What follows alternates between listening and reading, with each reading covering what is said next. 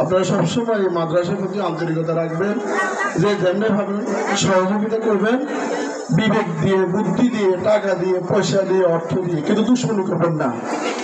অনুরোধ, আপনার সাথে আমার সাথে হয়তো দুশ্মনী থাকতে পারে। চা দোকানে পড়ছেন, গিবত শুরু হয়ে গেছে। চা দোকানদারের চা দেওয়ার আগে মানুষের গিবত হয়ে যায়। আমার নামে গিবত করেন, আমি কিন্তু খুব খুশি। হযরত আবু হানিফা রাহমাতুল্লাহ আলাইহি তার খাদেম এসে বলল যে হুজুর, আপনার নামে তো অমুক ব্যক্তি গিবত করছে। হুজুর সাথে সাথে পকেট থেকে কিছু দারাম তাকে দিয়ে দিলেন, বললেন যে তাকে নিয়ে দিয়ে দাও। খাদেম বলল যে হুজুর কি বললেন?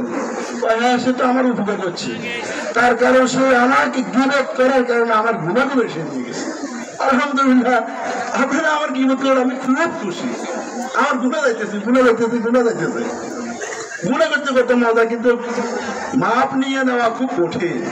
মাপ চাইতেছি, ঠিক আছে, মাপ যদি না দেয় আর আপনারা গিবত করলেন, গুনাহ মাফ হয়ে যাবে। আলহামদুলিল্লাহ, আমি খুব খুশি। তবে মাদ্রাসার প্রতি দুশ্মনী রাখবেন না।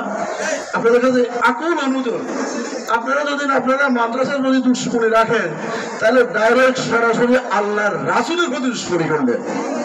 আর মসজিদের সাথে দুশ্মনী করা মানে সরাসরি আল্লাহর সাথে দুশ্মনী করা। মাদ্রাসা হলো কি রাসূলের হক, আর মসজিদ হলো কি আল্লাহর হক। ঠিক আছে, আলহামদুলিল্লাহ, বিবেক আপনার কাছে আছে, আমার কাছে আছে, সবার কাছে আছে। মাদ্রাসার দুশ্মনী কখনো করবেন না। আমি হয়তো একদিন চলে যাব, মাদ্রাসা আপনারই, মাদ্রাসা থাকি যাবে। কখন ডাক পড়ে যায়, হ্যাঁ এই খাটটা আমার জন্য অপেক্ষা করতেছে, কখন আমার দাফনে কাপড় চম্পড়া বাজার অপেক্ষা করতেছে, সেটা আমি জানি না। তবে কিন্তু মাদ্রাসা কেমন পর্যন্ত থাকবে, এই মাদ্রাসা আপনাদেরই। আমার খুব দুঃখ লাগে, এই 9 বছর আমার মাদ্রাসার বয়স ছিল, আপনাদের মাদ্রাসা রেঙ্গুরি মদিনা মাদ্রাসা, কিন্তু কেউ কিছু চুরি করে না।